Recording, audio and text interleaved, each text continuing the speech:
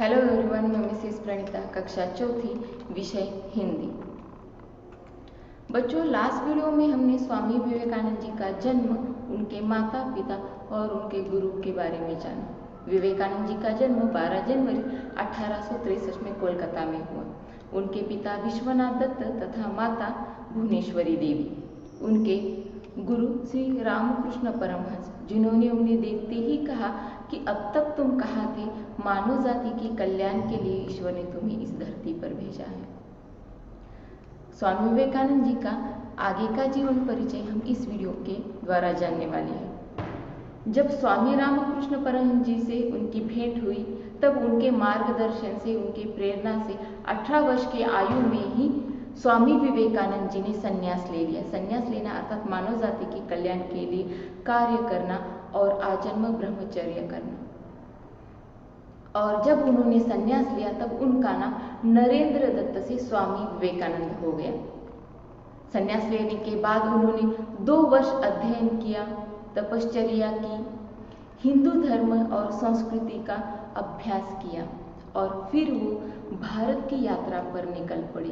भारत की संस्कृति का अभ्यास करने के लिए वो भारत की यात्रा पर निकल पड़े और उन्होंने बहुत कम आयु में ही बड़े बड़े सम्मेलनों में उन्होंने भाग लिया और भारत में ही नहीं, भारत के बाहर में वो अमेरिका तथा इंग्लैंड में भी 4 वर्ष तक रहे और वहाँ उन्होंने भारतीय हिंदू धर्म की संस्कृति का प्रचार और प्रसार भी किया है।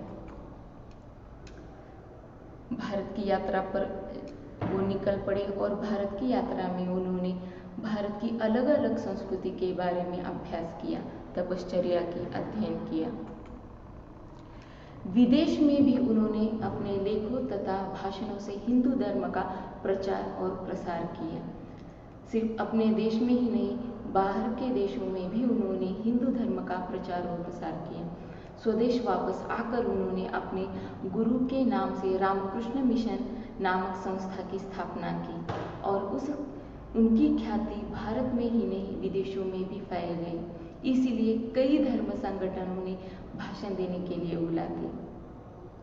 स्वामी विवेकानंद जी का इतना अध्ययन था कि वो जो धर्म संगठन थे वो उन्हें व्याख्यान अर्थात भाषण देने के लिए बुलाने लगे। जब वे गुजरात में थे तब उन्हें शिकागो में होने वाले धार्मिक सम्मेलन के बारे में पता चला और उसमें भाग लेने के लिए चले गए।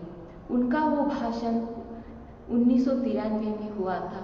उस भाषण के उनके आरंभिक शब्द थे, मेरे अमेरिका के भाइयों तथा बहनों। वहां बैठे हुए सभी लोगों को ऐसे लगता था कि ये सन्यासी आदमी क्या कह सकता है, क्या बोल सकता है। मगर स्वामी विवेकानंद जी के भाषण का, उन शब्दों का वहां पर बैठे लोगों पर इतना असर हुआ कि सभी लोग उनका आदर करने लगे, उनका सम्मान करने लगे और अलग अलग धर्म संगठनों ने प्रवचन देने के लिए भी बुलाने लगे।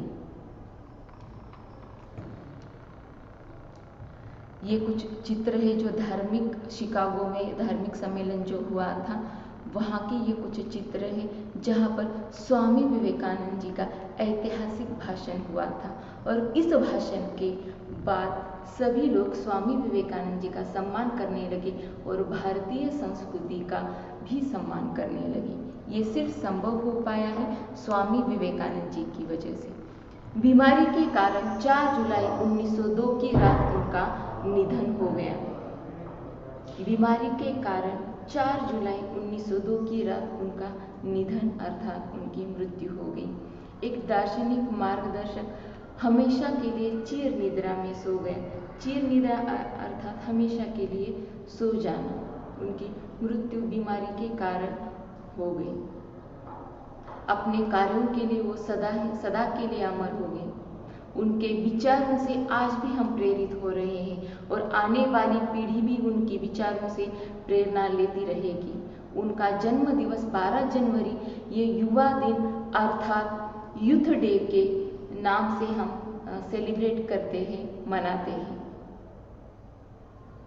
ऐसे महान व्यक्ति के जीवन चरित्र से हमें भी कुछ सीखना चाहिए, उनके बताए हुए रास्ते पर हमें चलना चाहिए।